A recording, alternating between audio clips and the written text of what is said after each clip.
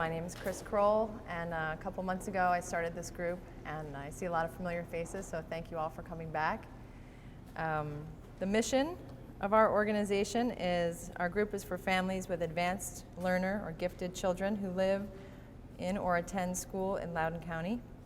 And we support the next generation of innovators and problem solvers by educating parents on how best to address the special needs of their children. So this is what we do. Our speaker today is Kim Tapper.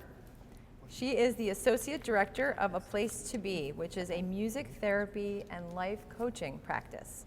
And Kim is going to talk to us about the benefits of exposing gifted children to the arts and the abstract. Please welcome Kim.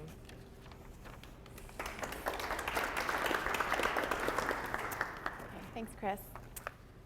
Before I begin, I have to just comment on Ken's speech. I have to say I'm struck by the similarities. The bulk of the work at A Place to Be actually focuses on people who are typically labeled as disabled or special needs population. And if we just inserted those words instead of gifted, I would say the common denominator is they're all looking for a place to be. They all thrive in one way or another, but typically are socially immature for their level, and they all are trying to find the unique way to express themselves and have a community that supports them. So it's a really obvious place where I think that our work connects to the gifted and academically talented population. But tonight's about developing good people, and to me that means developing the 360-degree circumference of a human being, what it means to be three-dimensional. And two of the ways that we feel like we can powerfully and confidently develop that compassion, that social emotional intelligence, whether you are neurotypical, whether you are intellectually advanced, whether you are gifted or otherwise challenged, comes out in the arts and in service to others. So at the arts level, that kind of automatically applies abstract thinking and creativity, the opportunity to think outside the box.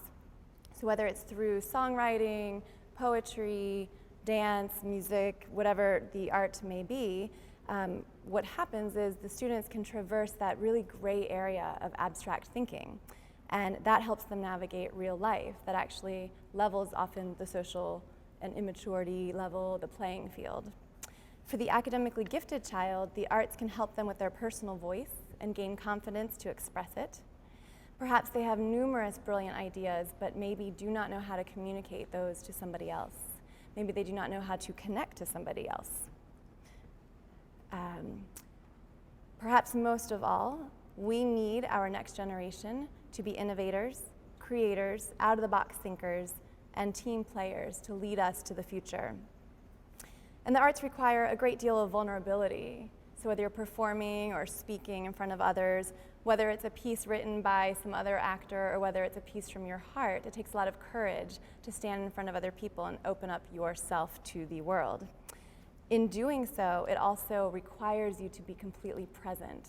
So it engages all of your senses, and it allows you to interact with the present moment and anything that might intercept what you are already planning to do. So for somebody who's typically tracking in a black and white field, this is a challenge and a really great place for them to grow. So as an example, I recently worked with an 8th grader who is incredibly academically gifted, very talented. He has his nose in a book every single chance he gets, and he has no friends. He was cast in the school play, which is where I met him. He was cast as the lead, which was a brand new experience for him, though he had taken dance classes, he had taken martial arts classes, art lessons, but he had never integrated them in a way that a musical experience would require. And he found it a huge challenge. Perhaps the biggest challenge was to create a character that didn't exist in real life, and to actually create all the nuances that go with that character to make the full human being come out. And it was a challenge for him to dig into places he didn't know he had that included humor, sentimentality, anger in moments of this character. And what happened was on opening night, he received a standing ovation, but not just from the audience, but from all of his peers. And what was really amazing is that through this, he was able to make friends albeit with the 2 other kids in the class who had their noses in their books all the time. And they actually started a book club and now had a chance to come up with another way to connect with each other and make a meaningful experience happen. The same student then joined a therapeutic improvisational theater class that we were holding at our center.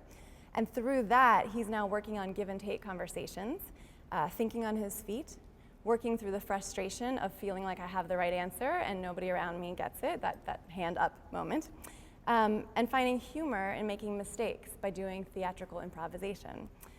None of this is coming easily to him, but he is growing, and it's in a safe place, and he feels accepted, and he's learning these new and ultimately transferable skills that can go on for the rest of his life.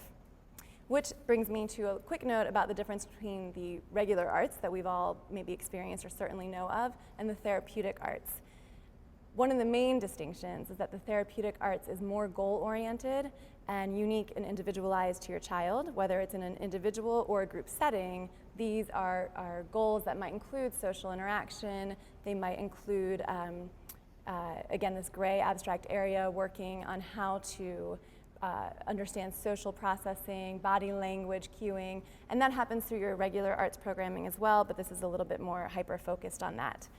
That can also include dealing with self-esteem issues, pressures of being bullied, or just expanding your self-expression and who you are. So in our work, we actually have seen that especially when kids feel like they don't fit in, for whatever the reason may be, they do better in the therapeutic arts setting because it meets them where they are at. It provides them appropriate challenges to help them expand upon gifts that don't come as readily or as naturally to them as they may to somebody else. So I'm going to tell you one more quick example about a young man that I'm going to call John. From an early age, John was obviously very, very skilled in technical and engineering work. This ultimately translated into him taking apart sound design boards, which ultimately translated into some volunteer jobs in middle school and high school, and then ultimately paying jobs to do theatrical lighting design and sound design for a lot of our local theaters. So John was highly, highly regarded by his local adults, peers. That way, the theater community loves him, but John has no friends. At 18 years old, John still does not have any friends.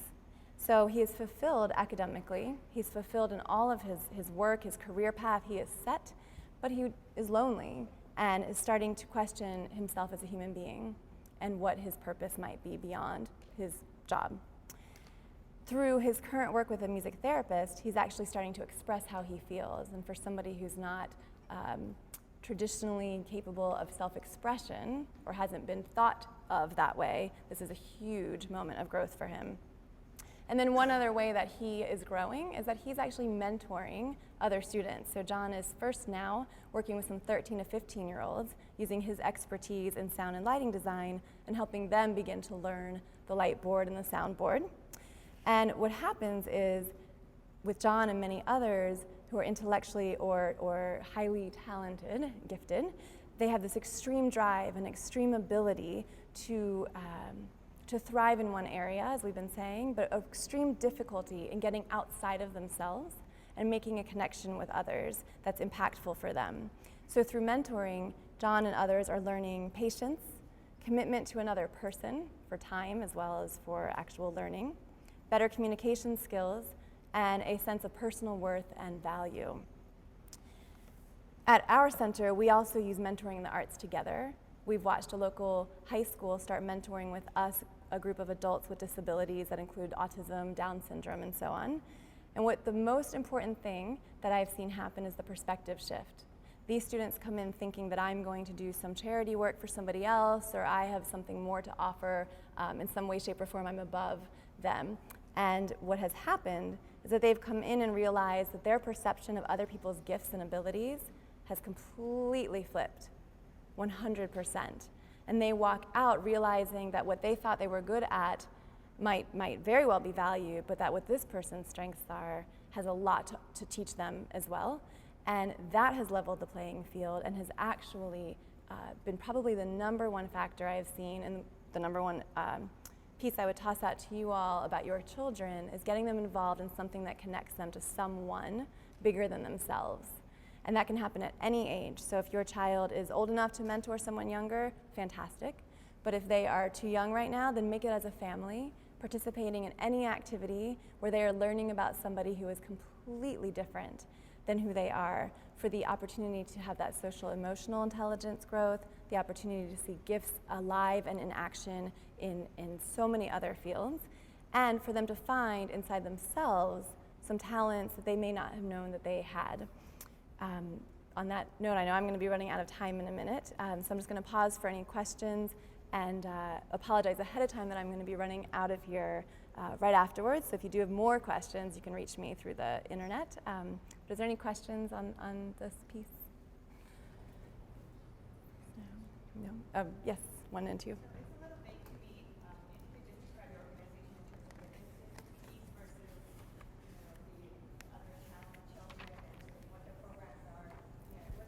Mm-hmm. Let me make sure I could hear you properly. The programs at our Center for Gifted, is that what you're asking for? What is the distinction there? We actually, that's a great question for our center. We bring everyone together in one sort of lump program. So whether you are gifted, whether you have autism, whether you have Asperger's, whether you are a kid with no label of any kind, and what we're actually finding is that they're all thriving because of that shared community where they each bring their gifts to each other. So I can't answer that we have one exact specific program designed for gifted. On that note, though, I will say that starting next fall, we are opening a school program that will be for high school and gap year college age, a little bit older, specifically on that mentorship piece as well, so that they might come and do schooling online in a way that helps them grow with their academic side, but that they actually have social and emotional connections with our folks that are clientele coming through our center. And there's some brochures for that particular program out there. So I think there was a question here. No? Okay, back there.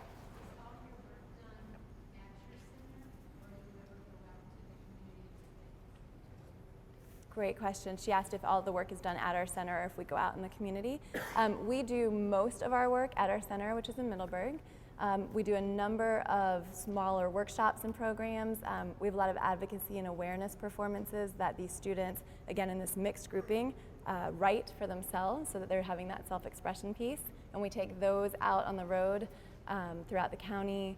And next fall, more likely than this coming spring, we are probably going to do at least 1 day a week in Leesburg. So that information will be coming soon. Great, thank you all very much. Thanks, Kim.